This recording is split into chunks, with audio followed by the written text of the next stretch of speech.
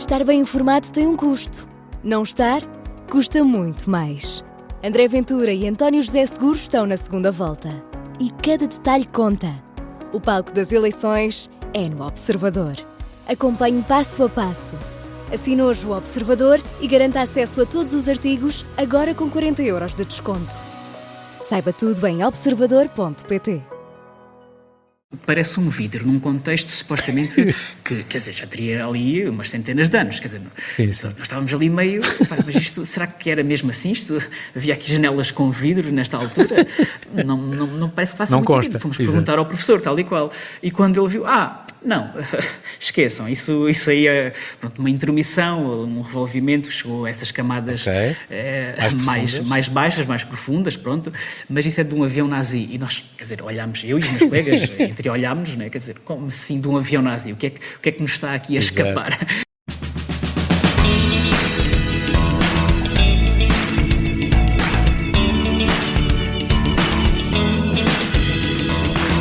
Gosto muito de conversar com arqueólogos, por gostar de história, por gostar do trabalho deles e por gostar de apoiar um profissional que tem sempre o futuro em ruínas e não se importa.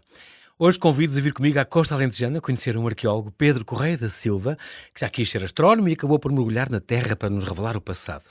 Na coleção Ciência Viva, da editora Gradiva, acaba de lançar Escavar o Passado, uma breve história da arqueologia, a sua estreia nos livros. Vamos conhecer melhor este professor, historiador, entusiasta das escavações, que um dia, bem perto de onde mora, descobriu um vidro de um avião nazi enquanto escavava um convento medieval muçulmano.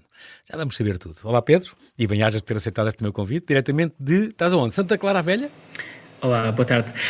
Eu é que agradeço o convite. Sim, olha, neste caso na vizinha Saboia. Estás aí perto, acho imensa graça a isso, estás aí perto da barragem de Santa Clara, que é uma das maiores da Europa, eu não sabia. Quando ela foi construída, foi inaugurada em 1969, ainda com o Estado Novo, era mesmo o maior lago artificial de Portugal e talvez da Europa, não tenho bem a certeza. Boa. Portanto, foi aqui destronada pelo Alqueva, que de facto é gigantesco. Exatamente, mas a barragem de Santa Clara também é muito, muito, muito grande, até porque acaba por se ramificar, digamos assim, tem ali uma grande massa de água, que quem vai ao paradão de Santa Clara a Velha sabe, mas depois é muito grande, exatamente, é muito grande porque depois tem o seu caudal disperso aqui, como se fosse uma árvore, ramifica pela orografia e tem de rega, aliás foi feita por causa disso, não é? Tal e qual, vai irrigar aqui o litoral. Tu falaste dessa inauguração que foi 11 de maio de 69, ainda era a barragem Marcelo Caetano, não esqueça. Exatamente. Onde ele veio à inauguração, ele e o presidente Américo Tomás e a mulher, ele veio com a filha, o Marcelo Caetano. E no arquivo até da RTP tem lá essas imagens, que eles vêm aqui até Santa Clara, muito diferente da atual. Do que é hoje, sim, mas é muito curioso porque temos esses arquivos com eles a fazerem inauguração aqui. Aí a Ponta Ana Maria, que tem 200 anos, não é? Exatamente. Meio arruinada sobre o Rio Mira. É pena, por acaso, não estar consolidada, pelo menos, ou completada, que foi muito usada e foi muito importante essa ponte. Era um eixo viário muito importante.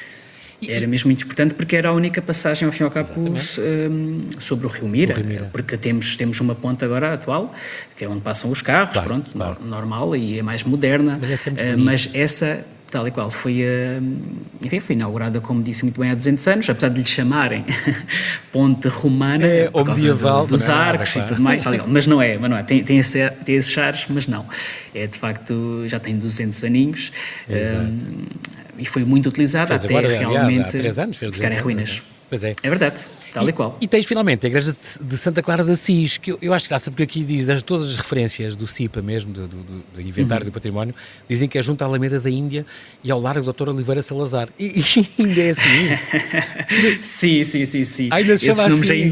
Esses nomes ainda persistem, por acaso nunca foi alterado. É uma coincidência por acaso. Mas é uma igreja manuelina, tem barroca, não sei o quê, da Ordem de Santiago, que fica aí muito bem perto da tua casa. Muito bem, Pedro, tu eras desportista, vamos falar das tuas vocações. Chegaste a ser desportista, gostavas muito de futebol, apesar de teres nascido com o pé boto, não é? Tu tens uma perna um bocadinho mais curta, mesmo assim, isso nunca te impediu de adorar futebol e jogar anos e anos e anos infinitos. É verdade. Sim, Incrível. desportista amador, como é óbvio, Sim, não é? sim. Muito amador, aliás, destaque-se isso. Não, mas sempre fiz. Aliás, o pé-boot até me dava sempre uma boa escapatória, porque se eu fizesse um remate à baliza e a bola fosse muito ao lado, peço desculpa que isto é do pé-boot, que está torto, Tinhas então... desculpa, exato. Tinha a desculpa perfeita, portanto...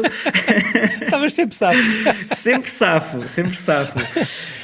Mas fui operado, tive 2 intervenções, mas nunca me... Quando nós somos jovens temos muita força e muita vontade, claro. não é?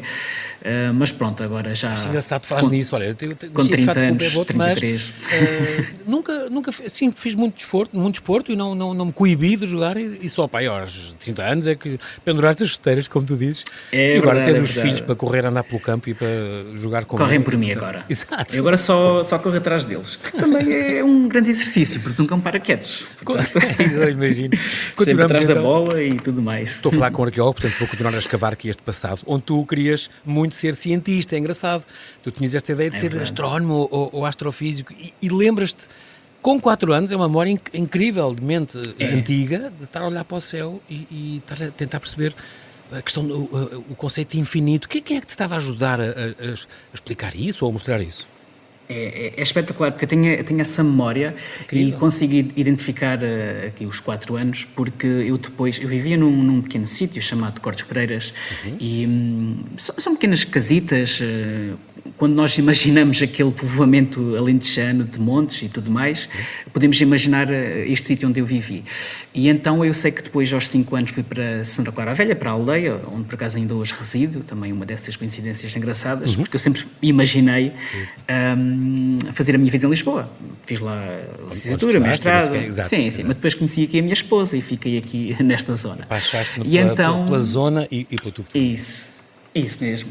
E então o que é que aconteceu nessa altura dos 4 anos? Porque havia lá um senhor, eu por acaso já não me recordo do seu nome, porque não sei se ele estava de passagem, e ele dizia-me: tu já pensaste, Pedro, no conceito do infinito, o que é que isso é o infinito? E eu, com 4 anos não tenho ideia o que é o infinito, quer dizer, não faço a mínima ideia. Para mim muito é 1000.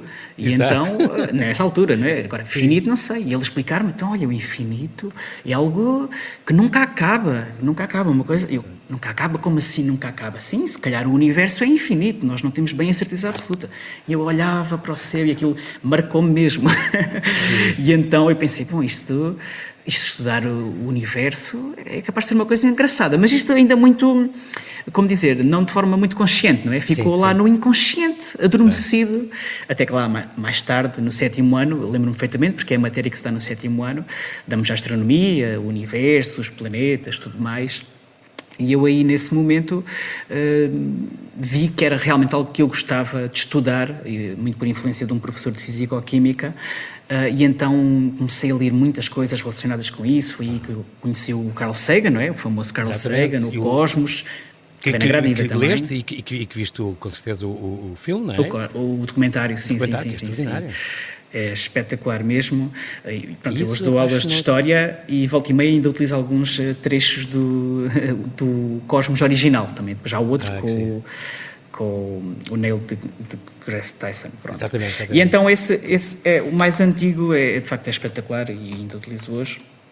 E nesse momento, mas também o que é que me aconteceu é que eu percebi que eu estava apaixonado por essa disciplina, que é a astronomia, mas havia ali um fator essencial, que era a matemática. E eu, a matemática, não me dava muito bem com ela. A paixão parava na matemática. Tal e qual. Então pensei, bom, se calhar vou ser mais aqui como dizer, um apaixonado pela ciência em si, ler as descobertas que se vão fazendo, tudo o que vai ser descoberto pelos cientistas, mas não ser um cientista da área propriamente dita. Por acaso estava-me a lembrar que foi também nesse momento, é muito engraçado, é os 7º anos, é quando se muda de ciclo, do 2º ciclo para o 3º ciclo. E então, em História, lá está, começamos a falar da pré-história. E da pré-história, o que é que isso significa? Significa que vamos falar da evolução humana. Sim. E a evolução humana, quer dizer, estou aqui num meio muito religioso, ao fim e ao cabo, rural, religioso, claro. Temos sempre esta concepção criacionista, mas depois, enfim, a teoria da evolução de Darwin entra em cena aqui, claro.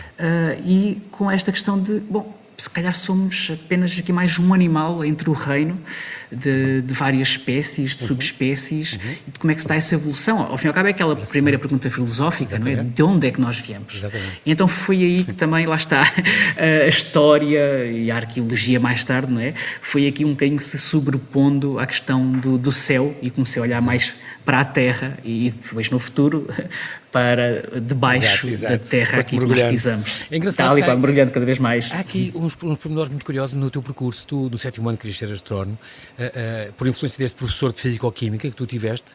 Os teus pais deram um telescópio e ainda tens esse telescópio, ainda tens em casa, e já vês coisas com os teus filhos ou ainda não? Sim. Eu tenho 2 filhotes, um com 5 anos e com 3 anos, portanto, ainda são pequeninos. Muito pequeninos, mas estou a tentar tudo. O de 5 anos já tem mesmo muita curiosidade. Bom, é como tu. E por acaso, sim, mas é curioso. Eclético e tudo. Sim, mas é curioso, ele está na fase, aliás, já passou um bocadinho a fase dos dinossauros, pronto, normal, não é? Que, aliás, é uma profissão que confundem muito os arqueólogos, não é? Tal e qual, o pai já lhe explicou, exatamente, o pai já lhe explicou que uma coisa... Não. Que uma coisa é a paleontologia, o estudo dos dinossauros, outra coisa é a arqueologia, estudamos os seres humanos. Claro. É engraçado, porque tu, no fim, entre ciências e humanidades, não escolheste nem uma nem outra, foste para tirar um curso superior técnico, um curso de gestão e programação de sistemas informáticos. Foste primeiro informático. Sim. E depois então é que foste para a história. E é engraçado, estavas muito ansioso, digamos, no último ano do secundário, não sabias bem o que querias fazer, e tiveste de fazer umas horas extras a estudar história, porque escolheste a licenciatura de arqueologia. E aí foi outro professor, mas agora não de Físico-Química, mas de História, que te deu umas explicações pro bono para te ajudar, porque de facto simpatizou com a tua empreitada, não é? De querer ir para aquele curso. Causa. Olha, eu só lembro isto, Pedro, porque acho muito importante fazer aqui esta ressalva e esta homenagem. Pelo menos 2 professores bons que tu tiveste. O de Físico-Química que te inspirou na carreira e este de História que fez tudo e mais alguma coisa para te dar umas horas extra para tu saber História, para te poder candidatar à tua licenciatura escolhida. De facto, são 2 parabéns inspiradores. Sim. Muito, muito importante este apoio, e uma altura em que os professores são tão mal vistos, maltratados pelo sistema também e em algumas escolas. Portanto, é muito importante esta ressalva. Sim, eu faço essa homenagem, porque claro que sim. O professor de Físico-Química, eu lembro perfeitamente dele, mas é curioso que eu depois esqueci-me o nome e ainda não consegui alcançar o nome dele, já fiz umas pesquisas aqui por professores mais antigas, tal e qual, mas não consegui chegar ao nome. Mas o professor de História do 7º ano, lá está, depois colocou aquilo no subconsciente, era o professor Carlos Fialho de Sardinha.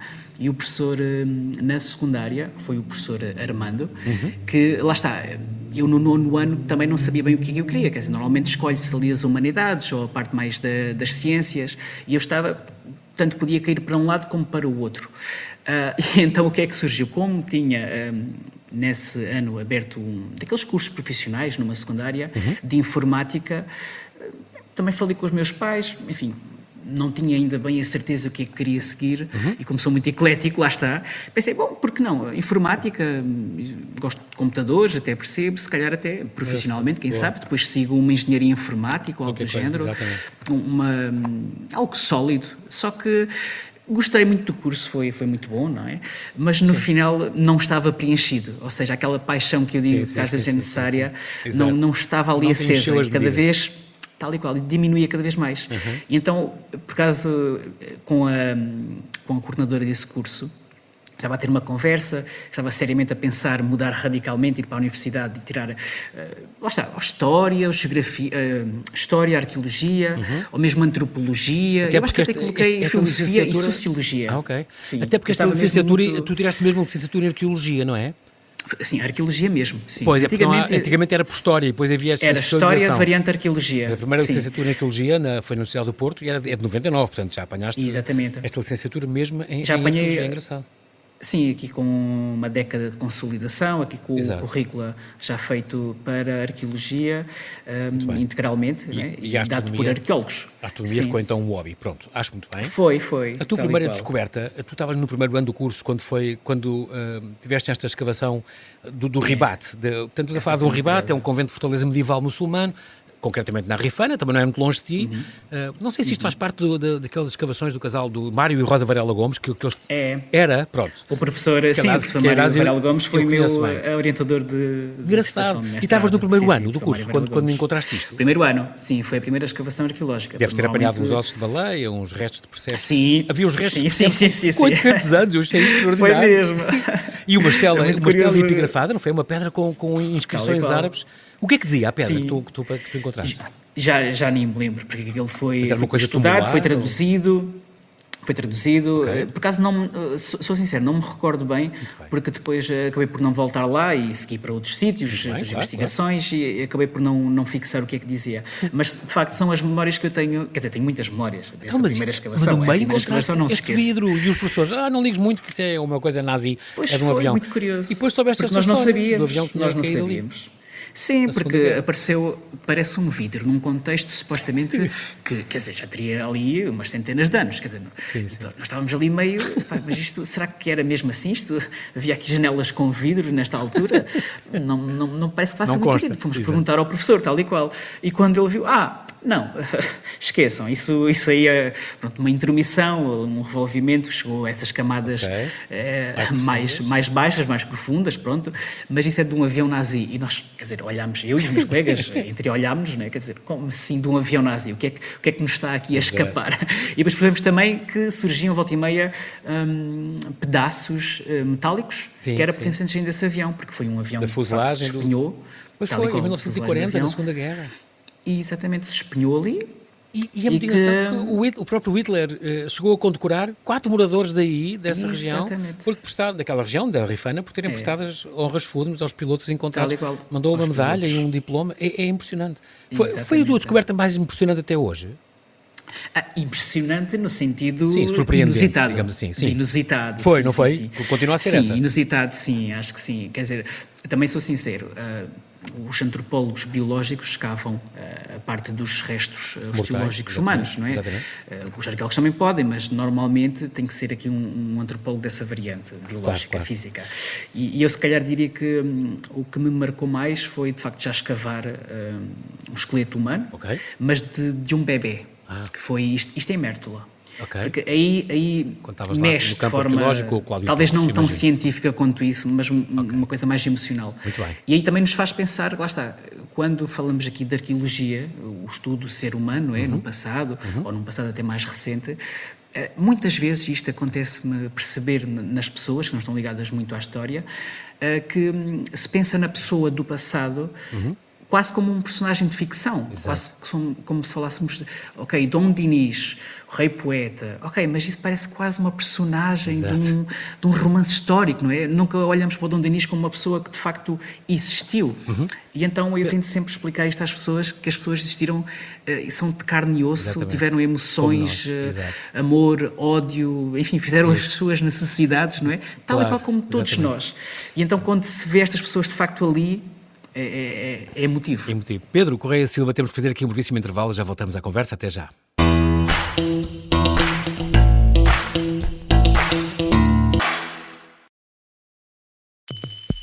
Tive que permitir que ia estar de olhos fechados. Esta é a história de como dezenas de portuguesas se tornaram seguidoras de uma seita controlada por um guru manipulador. Recrutadas numa escola de yoga em Lisboa, muitas acabam em casas de massagens eróticas ou a serem filmadas em cenas de sexo e orgias. Às vezes até pessoas casadas, e a haver sempre mulheres um bocadinho a tentar seduzir aquele homem e homens a tentar seduzir aquela mulher. Episódio 1. É proibido fazer sexo. Os segredos da seita do yoga. É uma série para ouvir em 6 episódios que faz parte dos Podcast Plus do Observador. É narrada por mim, Daniela Roy, com banda sonora original de Benjamin. Os Podcast Plus do Observador têm o apoio da Kia.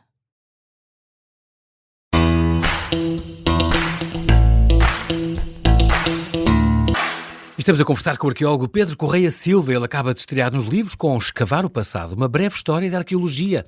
Uma introdução perfeita para entender o mundo fascinante da arqueologia. Estamos aqui a falar do teu passado, o que tu foste fazendo. Falámos desta escavação onde encontraste o vidro nazi no ribá da Rifana. Pedro, já estiveste muito perto de uma grande descoberta, mas que acabou por não se concretizar. Tens a noção disso ou não? Acho que não. E até posso dizer que, normalmente, em arqueologia fala sempre numa grande descoberta, nas grandes descobertas da arqueologia. Assim, os caçadores de tesouros, não é? Os Indiana Jones desta terra. Exatamente. E eu queria, se calhar, até pegar nisso. Porque, de facto, a arqueologia é um trabalho coletivo. Um trabalho de equipa. E eu, por acaso, no próprio livro digo isso, com essa estela que surgiu no Ribá da Rifana. É claro que eu pessoalmente senti uma alegria enorme. Claro. Quer dizer, lá está, como tinha dito, tudo parou para ir ver a tua pedra. Percebes, tal e qual, era sempre a mesma coisa a aparecer, pedras avulso, que enfim, dos muros que tinham sido derrubados, etc. E então, quando surge uma estela epigrafada, portanto, é algo de facto... um escrito, digamos assim, não é? Em árabe, neste caso. Exatamente, e então claro para tudo. É para uma escavação parar. Claro que sim. Ainda por cima, numa escavação que é universitária, em que estão lá muitos alunos Exatamente. Que querem aprender, querem ver, e então foi algo espetacular. Mas lá está, depois é o trabalho da equipa. É claro que essa estela é estudada e na verdade, quer dizer, no próprio artigo científico, normalmente subsequente, não é? Ao estudo da estela, não vai estar lá a dizer esta estela foi descoberta pelo aluno Pedro Silva. O que é que te fascina mais, Pedro? Descobrir algo que nunca ninguém viu ou reconstruir uma história a partir de fragmentos? Eu acho que a segunda. É? Reconstruir uma história através de... Ir à narrativa dos objetos. Sim. E tu é engraçado, tu entraste na arqueologia e nunca sequer tinhas visto um filme de Indiana Jones ou até da Lara Croft, um jogo do Tomb Raider, nada. Mas estes filmes e estes jogos, Pedro, sinceramente, achas que ajudam hoje? Hoje que és professor e tiveste este salto de fé e começaste a ser professor de miúdos, achas que este género de filmes, eles falam-te nisso, atrai? Pode ser para captar estudantes, atrai ou atrapalha? É que, no fundo, dá uma ideia romântica, mas errada da vossa profissão. Não, eu acho que numa primeira fase atrai sempre. É como aquela questão de nós não podemos esperar que quem começa a ler vá ler Dostoiévski ou coisa do género. Quer dizer, vai ter que ler uma coisa menor. Simples, então, eu não me importo que, para criar aquela chama, e eu acho que o importante é criar a primeira chama. Exatamente. Ok, pode-se ver um filme de Indiana Jones, pode-se jogar um videojogo da Lara Croft, não há problema nenhum. Depois da chama estar, digamos, acesa, não é? Exato, então aí calma, aí vamos perceber que a vida real não é a disciplina tal e qual não é bem aquilo, não é? Mas, no entanto, é uma coisa engraçada. Mas eu acho que sim. Sim, pode ser um impulso inicial, exato. Mas hoje a empregabilidade é grande. A gente tem sempre esta ideia do arqueólogo, coitado, não ganha dinheiro nenhum, não trabalha em lado nenhum. Mas não, hoje tu dizes isso também no teu livro, a empregabilidade é grande. Há esta questão da arqueologia preventiva e de emergência, todos estes institutos, do IBPC, depois o IPAR, depois o IPA, o IGESPAR, o DGPC, agora o Património Cultural e IP, já são institutos, e há museus que precisam de vocês, esses institutos precisam muito de arqueólogos, portanto tu dizes que até há bastante saída para arqueólogos. Sim, por exemplo, quando eu entrei na universidade, lá está, também foi um bocadinho quase salto de fé, paixão Exatamente. E tudo mais. Eu também não tinha bem certeza se iria ter uma saída profissional, enfim, Sim. se havia um mercado abundante para a área. Mas os professores logo na altura diziam-nos que estava a haver aqui uma mudança. Um grande crescimento, uma grande mudança, também se deve à legislação, não é? Com os acompanhamentos arqueológicos, lá está, que fez aqui nascer um bocadinho, ou dinamizar a ação da arqueologia, dizer comercial, mas da arqueologia preventiva e tudo mais. E então é claro que uma grande fatia dos arqueólogos está hoje empregada por essas empresas. E depois já há aquela mais clássica, que é a arqueologia de investigação, mais associada às universidades, às suas unidades de investigação, mas depois também nos museus e outro empregador muito importante, que são as câmaras municipais, que começaram também aqui a absorver um bocadinho estes estudantes quando saíam das licenciaturas. Tu fizeste, por exemplo, este estágio no Museu de Lisboa, por exemplo, onde estudaste as cerâmicas do Hospital Real Todos os Santos, que havia ali naquele Hospital Manuelino, que havia ali entre o Rossio e a Praça de Figueira. Sim, sob a orientação do professor Rodrigo Banha da Silva, um grande professor, um homem extraordinário, na verdade. Tiraste também este curso de zooarqueologia, que é muito engraçado. Foi logo no início. Portanto, encontras vais em Foscoa, fazes uma escavação, encontras os ossos, sabes que isto é da Aurochs. Consegues distinguir pelos ossos que animais são? É o que isto ensina? Sim. Ou seja, nós quando falamos de arqueologia, lá está, é algo realmente muito abrangente, muito grande, e depois temos outros campos que auxiliam para as coisas mais específicas. Portanto, numa escavação arqueológica, se nos surgem ossos que nós percebemos que não são ossos humanos, não é? Humanos, neste caso, então, se nós percebemos que são animais, também tem que haver aqui alguém que os consiga interpretar. Então, entra em cena depois essa zooarqueologia para tentar primeiro identificar a espécie e depois lá está, por exemplo, se foi lá está, utilizado para consumo, dá para perceber depois o descarte, não é? Ali a traciologia, de perceber se foi algo talvez mais ritualista, então serve depois este conhecimento para, lá está, sempre ajudar este trabalho em equipa, que é a arqueologia. Sim. Trabalhaste também no campo arqueológico de Mértola, falaste disso, imagino com o grande Cláudio Torres, uma terra linda que tem, e um campo arqueológico lindo que tem 2 batistérios, piscina, daqueles batistérios antigos, século V, século VI, é extraordinário aquele sítio, eu conheço bem e é de facto uma terra maravilhosa neste Baixo Alentejo, muito, muito bonito, com riqueza de testemunhos extraordinário, também do tempo árabe, e com a mesquita, claro, obviamente, a mais completa talvez que ainda hoje que chegou aos nossos dias. Tiraste este mestrado de Arqueologia, onde a tua tese era sobre a Idade do Ferro no Baixo Alentejo, e depois saíste, não começaste quando acabaste o curso logo a trabalhar em Arqueologia, mas estiveste nesta associação Rota Vicentina, portanto, aí bem perto onde tu estás, com apoio aos caminhantes e marketing e edição de imagens e tal. Chegaste a ser voluntário numa universidade sénior de Odmira também, com encontros literários, assim, é extraordinário. E também falando de arqueologia. És muito versátil, claro. E depois fizeste, após de teres viagens, estava-me agora a lembrar, tu fizeste uma viagem quando eras pequenito com os teus pais, a Itália, foi certo? Itália. Mas aí não estiveste em Pompeia e assim, pois não? Não tive, não, com muita pena minha, mas estive...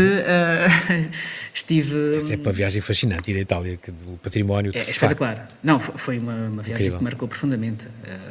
Quer dizer, as igrejas e depois a arte e tudo mais. Eu podia não saber bem interpretar tudo o que via, mas ficou-me na memória. Estive no sítio de onde é a Santa Padroeira aqui da minha aldeia, Santa Clara de Assis. Que giro, ok. Então, em Assis então mesmo. Foi uma viagem que eu... Amiga do São Francisco, claro. Quero voltar a fazer esta viagem, agora já com os filhotes. Exatamente.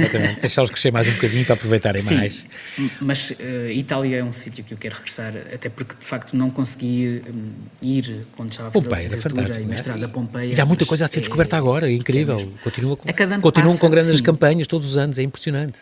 A cada ano que passa fazem descobertas fascinantes. É uma cidade que ainda vai dar muito ao estudo da história e da civilização romana, especificamente. E como eu te ouvi dizer, aquilo está conservado em altura, o que é uma coisa muito rara. Nós temos, como em Conímbriga, as coisas... Pronto, há bem alguns muros e troços de muralhas e arcos, pronto, mas a maioria é sempre assim, ruínas baixinhas, os arranques dos muros. Ao passo que aquilo Pompeia e Herculano, que ficaram com... às vezes em certos sítios 15 metros de cinzas, e portanto há muito salas inteiras com os frescos ainda e casas quase completas, é impressionante. É espetacular.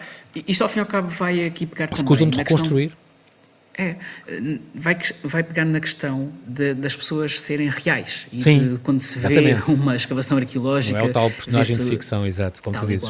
Vê-se arranques de muros e tudo mais e cacos partidos e é difícil, e nós percebemos que é difícil ter esta criatividade para imaginar o edifício completo. Sim. Tanto que depois já há aquelas reconstruções 3D que muitas vezes nós encontramos nas placas nos museus. Exatamente. E aí conseguimos ter uma ideia e até sequer admiramos, como é que eles conseguem fazer aqui esta reconstrução a partir deste muro, não é? Olha, uma coisa bonita também... Pompeia, essa verticalidade que ainda é está espetacular, porque estamos lá no meio das construções. Na original ainda, como foi feito. Tal e qual. E aí eu acho que muda um bocadinho a perspectiva das pessoas sobre o passado e sobre estas pessoas. Eu também gosto muito, nesse campo, Pedro, gosto muito também de Conímbriga, que fizeram depois aquele museu monográfico, um bocadinho como se fosse a Casa dos Repus, com aqueles pátios à romana e tal. Isso é muito engraçado, porque ainda as pessoas ficam com um bocadinho uma ideia das dimensões. Ou como o Rafael Monel fez o Museu de Mérida, por exemplo, usando as medidas certas do tijolo e os arcos, com a altura certa dos arcos romanos encontrados na cidade. E entramos e temos aqui um bocadinho aquela dimensão do que era uma grande casa romana. Isso é muito bonito. E mesmo algumas vilas romanas cá em Portugal, as melhores, as que estão mais conservadas, também têm essa verticalidade. E também é muito interessante porque podemos entrar, por exemplo. Que é lindo, lindo. E que depois também foi sempre usada, foi convento, e portanto E daí também ter-se mantido mais ou menos aquelas estruturas que eram romanas. Portanto, também não precisamos de ir para fora para poder observar em primeira pessoa estas ruínas que ficaram melhor preservadas. Logo depois de formato, trabalhaste aqui na Archeo Factory com o Tiago Miguel Fraga. Eu gosto muito deste arquiteto, tenho-lhe o convidado também. É o tal que pretendo rir, porque ele faz escavações e é conhecido também pela arqueologia náutica e subaquática, e que dizia que, aliás, bolseiro do Gulbenkian e da FLAD e assim, e que dizia que aos 6 anos já sabia que queria ser arqueólogo e que enterrava brinquedos e divertia-se a cavalos. E com isto tudo perdi muitos. Pois, é uma história pode acontecer. Meus pais odiavam que eu fizesse isso, estou mesmo a vê-lo. Trabalhaste com ele então nesta Archeo Factory. É verdade, sim. Foi também dragagens em Mil Fontes, em Mira. Era especialista em encontrar barcos afundados e naufragados. Exato. Sim. Foi uma experiência também diferente, porque na universidade não houve, ao fim e ao cabo, nenhuma preparação para dragagens. Eu nem sequer sabia que nós fazíamos esse tipo de acompanhamentos na altura. E quando entrei, achei aquilo fascinante. Aveiro, sim, tem muitos trabalhos nisso. O teu Museu Nacional de Arqueologia está quase a abrir, digamos assim. Ele fechou há 3 anos. Diz que para o ano, 30 de junho do ano que vem, acabam as obras, mas a remodelação ainda vai ter uma segunda fase e, portanto, ainda não tem data prevista de reabertura. E depois ainda falta montar o museu, portanto, não está prevista na segunda fase. Portanto, ainda vai ser uns anitos até vermos aquilo como deve ser. Este teu livro foi lançado agora este ano, este Escavar o Passado, uma breve história da arqueologia, mas Pedro, já o tinhas terminado há 5 anos, praticamente. É verdade, ele saiu Porquê é que ficou em julho. tanto tempo na gaveta? Pois, é daquelas questões interessantes, porque eu quando comecei a escrever este livro, a ideia inicial até começou em 2017, quando eu, estava na empresa do Tiago, e pensava sempre, porque os meus amigos e colegas perguntavam-me sempre por um livro de divulgação que fosse acessível sobre arqueologia. E quer dizer, das duas uma, ou havia livros só das descobertas fascinantes da arqueologia. O Tutankhamon, esse género de livros. Não era bem o que eles queriam, porque eles queriam saber um bocadinho como é que funcionava a arqueologia. Exatamente. Ora, o Indiana Jones também não explicava muito bem como é que era a arqueologia. E depois... tínhamos livros só de história, mas lá está, sem abordar um bocadinho, sem abordar a arqueologia. Exatamente. E faltava um livro, pelo menos identifiquei eu, que explicasse de forma acessível, simples, mas de forma rigorosa, sem ser também muito simplista, lá está. Que explicasse o trabalho do arqueólogo. E um bocadinho da história da arqueologia, como é que ela tinha surgido, como é que se tinha desenvolvido e como é que ela estava nos dias atuais. Exatamente. E tudo o que eu encontrava no mercado ou eram livros muito, muito antigos, há um espetacular do Ver Gordon Child, mas quer dizer, dos anos 50, temos depois alguns mais recentes do Paul Bunn, mas... também estão esgotados. Eu sou do tempo daqueles Deus, túmulos e sábios, também era muito bonito. E depois também há esse, mas esse já é um bocadinho diferente, porque apesar de explicar muito esta história da arqueologia, já não era bem como estes dois que de facto era uma divulgação científica perfeita, exatamente como o termo o descreve, de divulgar a ciência. Para não cair na pseudo-arqueologia, como tu falas muito no teu livro, dos Eric von Däniken, deste suíço, ou do Robert Charroux, ou dos Despertados Mágicos, este género de livros, que são, como tu dizes, introduzir uma fake news na arqueologia, vende imenso, mas não corresponde nada à verdade. Pronto. Mas há, de facto, eu ia-te pedir isso, uma obra de referência para quem gosta deste tema, que possa ler um bocadinho sobre a história da arqueologia. Lembras-te, de repente, de algum autor? Mortimer Wheeler, por exemplo, ou esse género? Sim, é assim... Qual é o problema? É porque, de facto, eles estão esgotados. Os que foram criados, neste caso, para um público mais vasto. O único que não está esgotado, tanto quanto eu sei, e que é a introdução perfeita para a arqueologia para os alunos da licenciatura, portanto, para um público mais geral também se pode adequar, é o Manual de Arqueologia Pré-Histórica, que é o do professor Nuno Ferreira Bicho, da Universidade do Algarve. O problema é que tem cerca de 50, 60 páginas muito boas de introdução, só que depois lá está, torna-se num manual. Pronto, para os alunos. É muito académico, se calhar.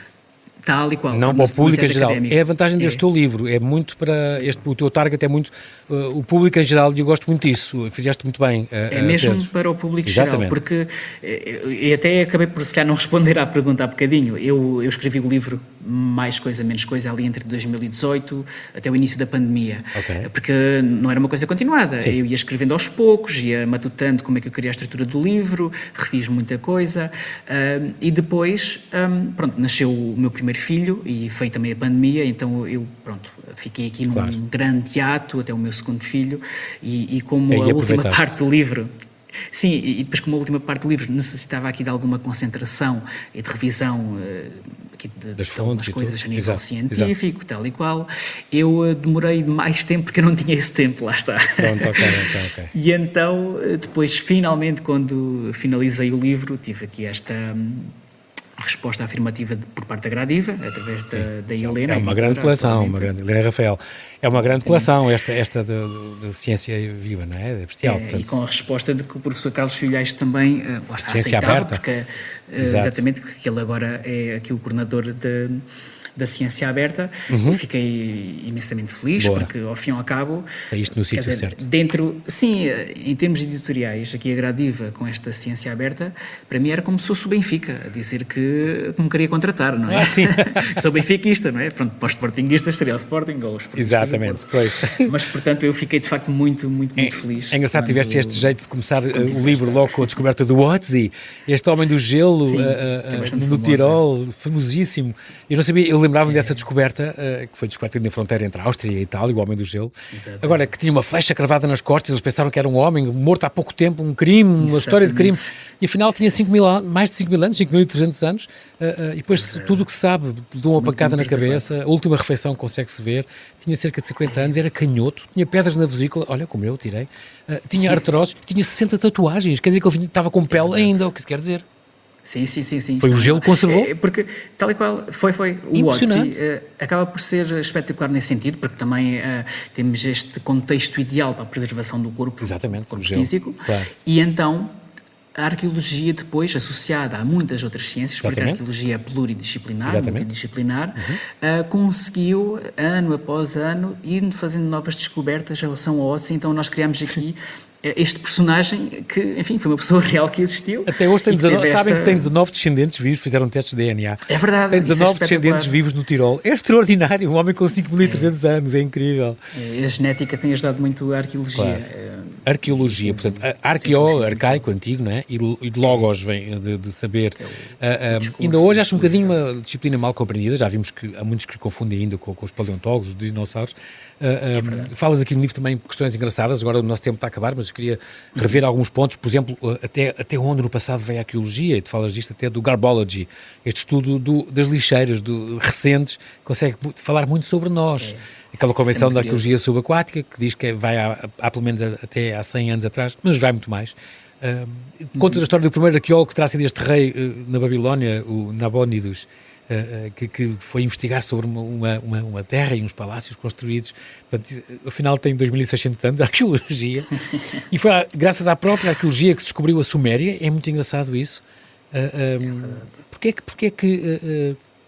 Como é que tu vês esta recomendação do Icomos que dizia que hoje em dia não se deve escavar mais, ou tanto, mas abrir, estudar e voltar a fechar ou proteger porque as escavações às vezes expostas ao clima e ao vandalismo, não é? Não, são muito precárias.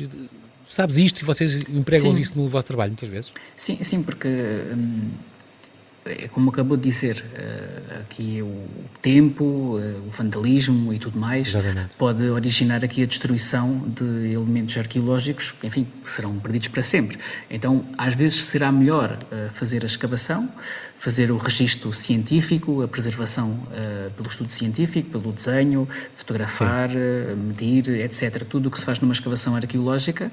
E depois, se não houver solução para a preservação daqueles materiais, poder, quer dizer, colocar outra vez sobre terra, e então nós preservamos dessa forma.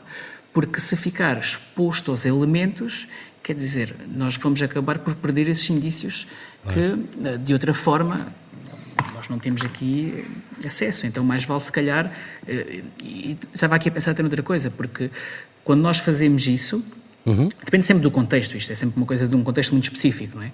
Não é uma coisa que aconteça todos os dias.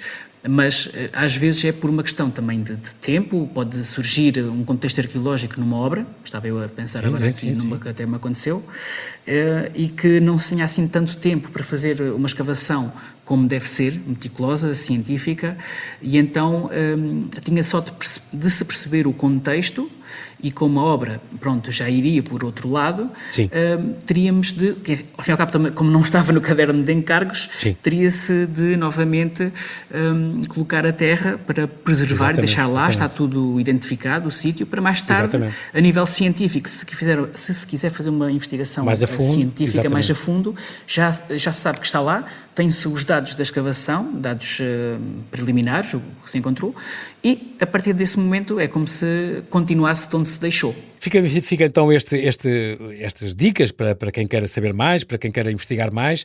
E já agora, então, acabava aqui com este convite a não perderem este Escavar o Passado, uma breve história da arqueologia. Pedro Correia Silva é o arqueólogo, a editora é Gradiva, na coleção Ciência Aberta, a não perder. Pedro, muito obrigado pelo teu tempo. Agora estás numa zona tão bonita. Quem me dera de repente acabar este programa e estar aí onde tu estás, em Saboia ou na Costa Alentejana, seria muito bom.